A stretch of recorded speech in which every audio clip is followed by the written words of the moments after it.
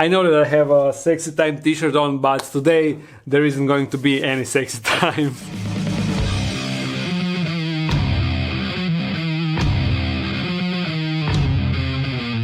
But instead we are going to be moving a tailless whip scorpion, or should I say Taylor Swift scorpion. We are going to be moving her into a new enclosure, and I know that I said that I want to make like a specific enclosure for her, because this is a girl. This is a Damon diadema female tailless whip scorpion.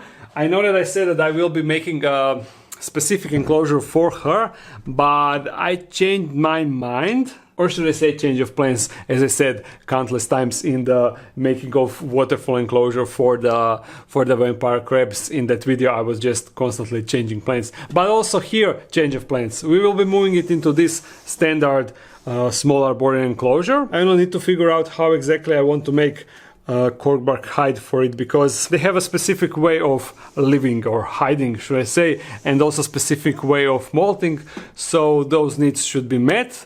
More about that later when we are going to be doing that. First I want to once again show you the babies, because all of them molted and it is magnificent. Check it out. Now, just like for Hysterochates gigas, I'm kind of afraid of opening this because there is a high chance of them bolting outside. But you see, almost all of them molted and they are now super mobile.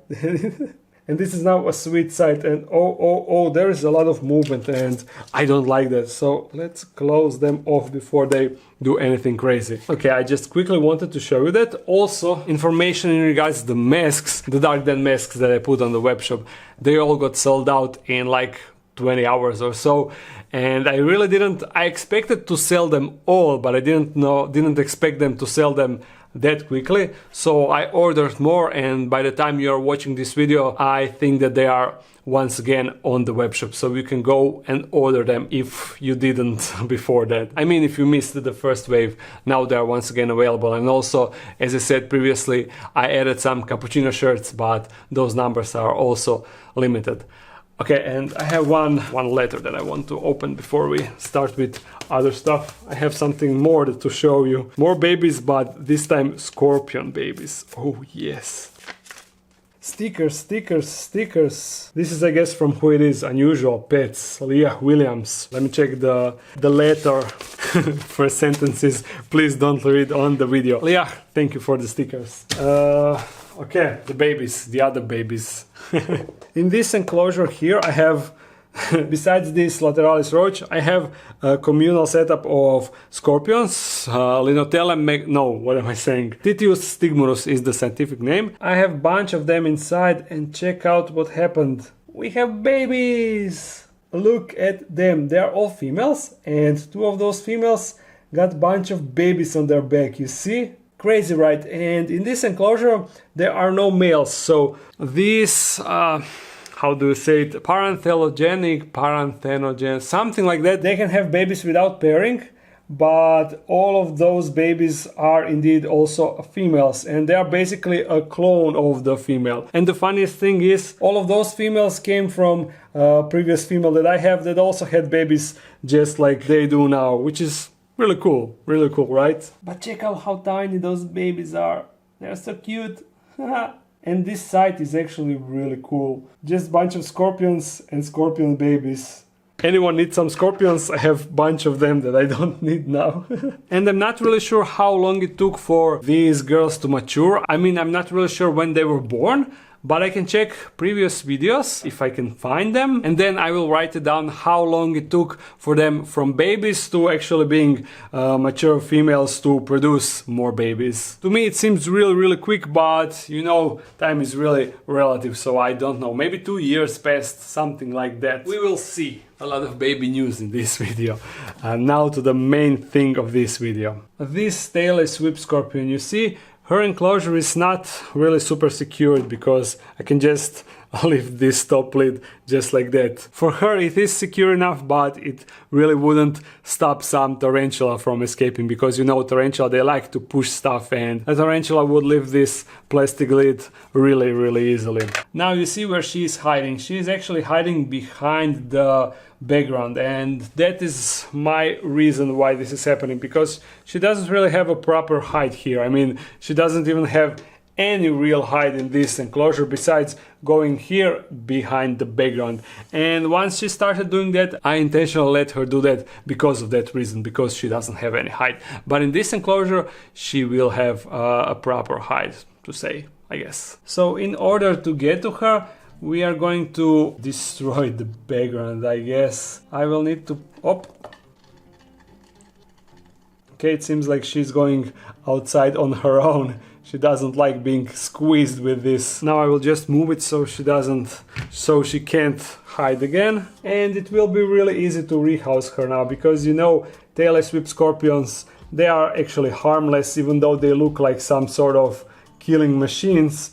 They don't have any venom. They have like fangs, but they are actually, you can see them right, maybe from this angle. You see them right there, but they are fairly small, so not really a threat to us. And those front pedipalps that they are using them for grabbing the prey, they also don't use it to attack your fingers. So yeah, we are pretty safe when it comes to handling these magnificent little buggers. But I need to close her enclosure now and first prepare the setup for her. And as you see, it is going to be a standard arboreal setup. The dimensions are 20 by 20 by 30. I think that in the future she will need bigger, but for now it will be alright. And in order to make a height for her, I will use this corkbark, and I plan to glue it like this, you see. And then she will be able to squeeze in between that corkbark and the background. And I noticed that this is what they like to do. They like to squeeze in between the crevices in order to hide. And this way she will get exactly that. A tight and narrow dark space. Perfect. So in order to connect that with the background, I'm going to use the hot glue gun, but first we need to heat the glue. So I need to plug it in. And while it is heating, let me prepare some stuff. And now I actually see that I made a small mistake, because since I already added the drainage layer and the substrate, I cannot really put the enclosure down on the back side. That way it would be a bit easier to glue the corkbark, but I guess I will manage. Yeah, it shouldn't be a problem. As I said, I want to position it like this. And also, since it is, you see, there is a gap here on the glass side, so I can actually view the whip scorpion from this side. Yeah, that's the idea. And also here on the top part, you see, I will close this top section with another piece of corkbark that will go on top, like tip. That's the idea. And I see that the glue is already coming outside, or not. This is just the bubble, it seems, but I can smell it getting really hot. I'm gonna grab some water so we can moist the enclosure, because they like it kind of moist. There.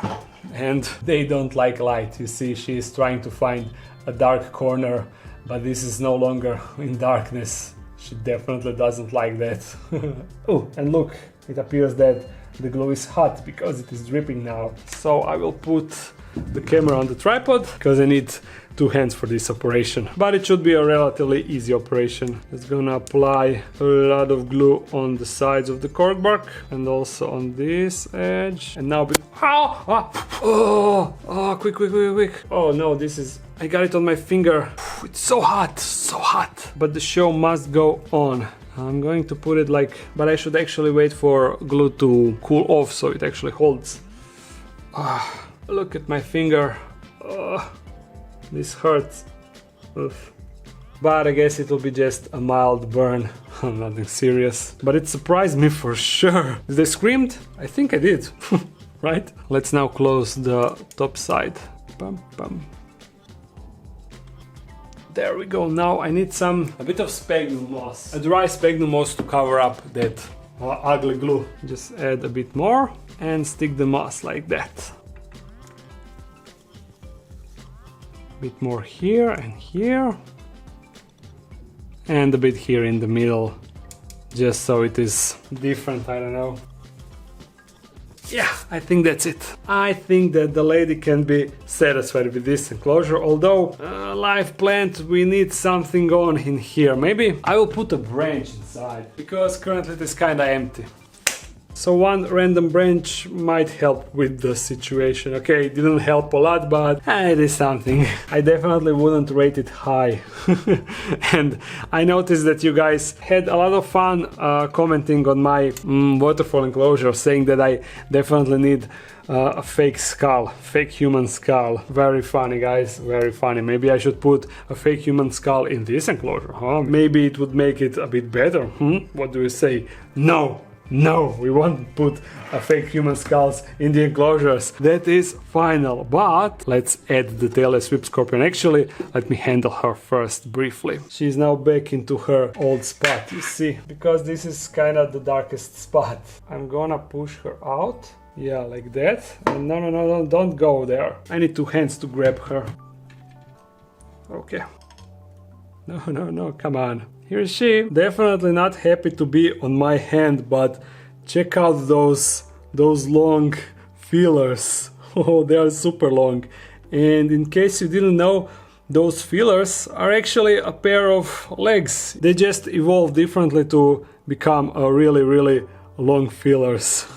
Crazy, right? But she is a really gorgeous girl. Look at her, feeling the situation, right?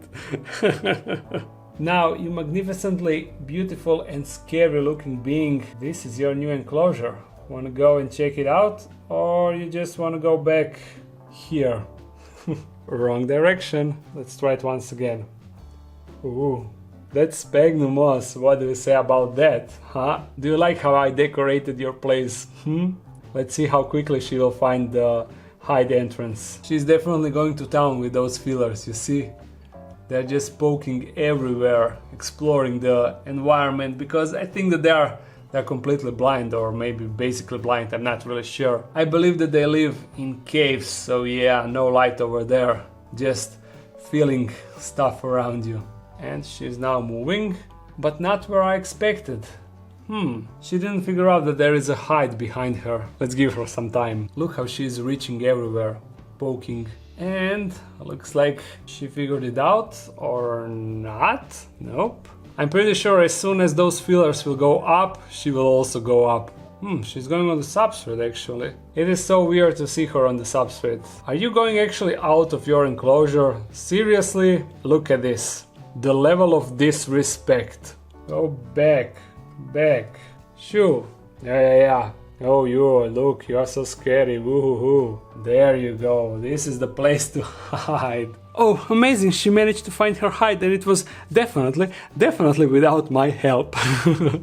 But this is done. How much would you rate this enclosure? And on topic of rating the enclosures, you know about the chips enclosure I showed you in a recent video when I showed you this crab paludarium, ignore the fog. So a friend of mine made a post that he will be doing a roast my enclosure video with his girlfriend, and he asked people to submit the enclosure that they will review and actually give an actual constructive criticism. So I submitted chips enclosure, the crested geckos enclosure, and if you're wondering what is the score that they gave me and what they said about the build, there is the link in the description. And I don't know if I mentioned, his name is Mike Tityus. I did a nature adventure video with him and Dion when I was last year when I was with them in Arizona. Other than that, I hope that you enjoyed this video. If you did, thumbs it up and comment something. If you want to support this channel more, there's a Patreon page. If you're new to this channel, make sure to subscribe.